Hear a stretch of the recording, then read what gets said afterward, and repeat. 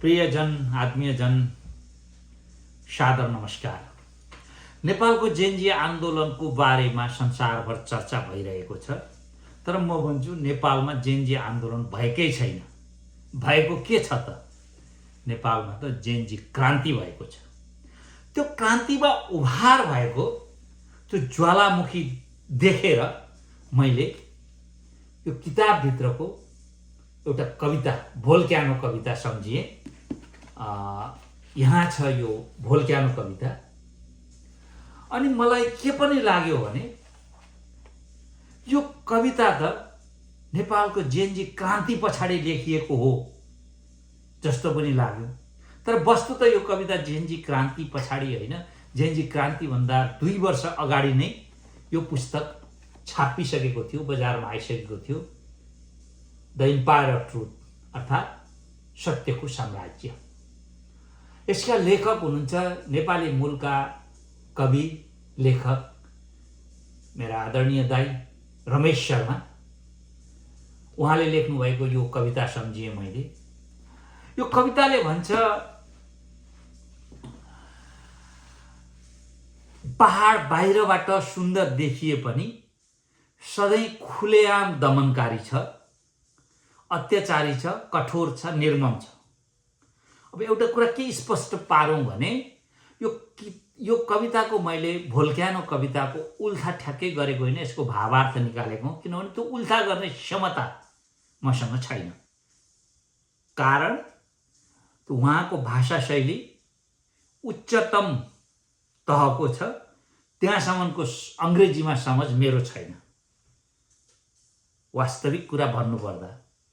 अनि यो कविताले अगाडि भन्छ, बाहिरबाट सुन्दर देखिए पनि सधैँ खुलेआम दमनकारी छ भनेर भनिसकेँ मैले। यी ससाना, यो पहाडले सधैँ ती ससाना वस्तुहरू, लाखौं ढुङ्गा, सुन्दर ढुङ्गाहरू, चट्टान र माटोको आत्मालाई अवर्णनीय क्रूरता र निर्दयताले कुल्चेर मार्छ। यसरी नै यो क्रोधी पहाड आफ्नो गौरव र उचाइ बढाउन सधैँ अभ्यस्त छ, व्याप्त छ।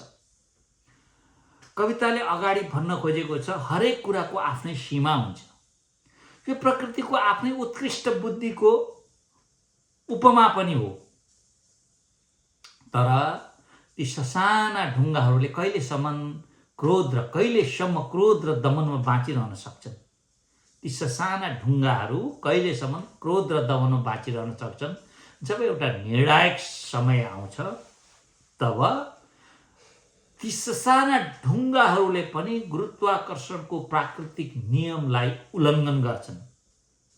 ती ससाना ढुङ्गाहरूले पनि गुरुत्वाकर्षणको प्राकृतिक नियमलाई उल्लङ्घन गर्छन् र चरम दमनले सधैँ थिचिएका ती ससाना ढुङ्गाहरू अझेय म्याग्मामा परिणत हुन्छन्। आगोको लाभाको विशाल ज्वालामुखी भएर पहाडलाई चिर्दै बाहिर निस्कन्छन्। पहाडलाई भित्रैदेखि विस्फोट गराएर ध्वस्त पारिदिन्छन्। त्यो अहङ्कारी, त्यो दम्बी पहाडलाई भित्रैदेखि विस्फोट गराएर ध्वस्त पारिदिन्छन्। कविताले अगाडि भन्न खोजेको छ, सम्भवतः यो एउटा असीम उल्लासको चरम क्षण थियो। सम्भवतः यो एउटा असीम उल्लासको चरम क्षण थियो। त्यो क्षणले सन् 1779 को फ्रान्सेली क्रान्तिका समयमा गियाटिनमा भएको खुनको याद दिलाउँछ। मैले अब यहाँ यो कविता, यो भोल्क्यानो कवितालाई किन जोडेँ, सायद तपाईँहरूले बुझ्नुभयो होला।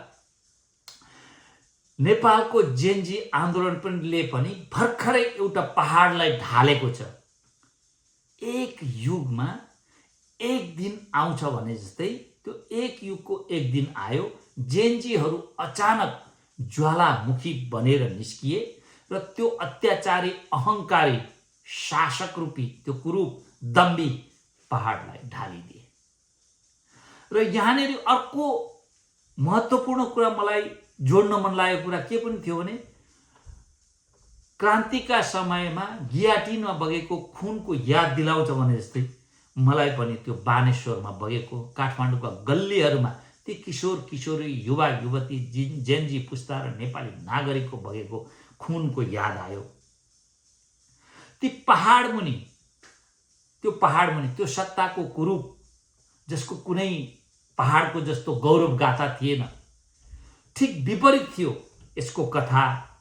पहाडका त उपमाहरू अनेक छन्, बल र सौन्दर्य, उच्चता र सुन्दरता, दृढता र भव्यता, विशालता र वैभवता।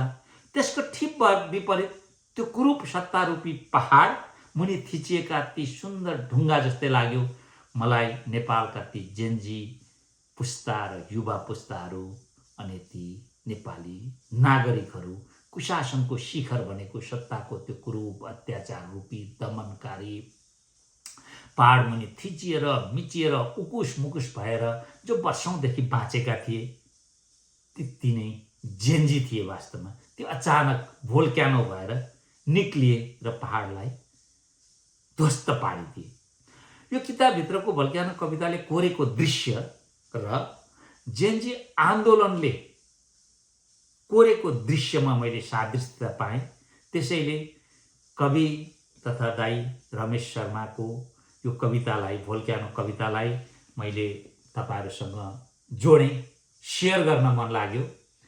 उहाँको बारेमा अलिकति भनौँ है त। उहाँ नेपाली मूलका अमेरिकी लेखक कवि हुनुहुन्छ रमेश शर्मा।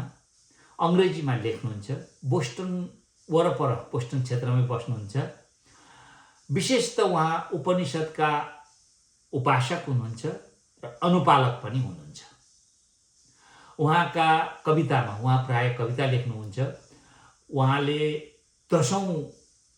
10वटा किताब कविता संग्रह लेखिसक्नु भएको छ र उहाँका प्राय किताबमा, धेरै कवितामा उपनिषदको उज्यालो पाइन्छ। कुनै दिन मौका मिल्यो भने उहाँका बारेमा उहाँसँगै कुरा गर्दै तपाईहरुसँग साक्षात्कार हुने प्रयत्न गर्नेछु। अहिलेलाई चाहिँ मैले नमस्कार भने। धन्यवाद, नमस्कार।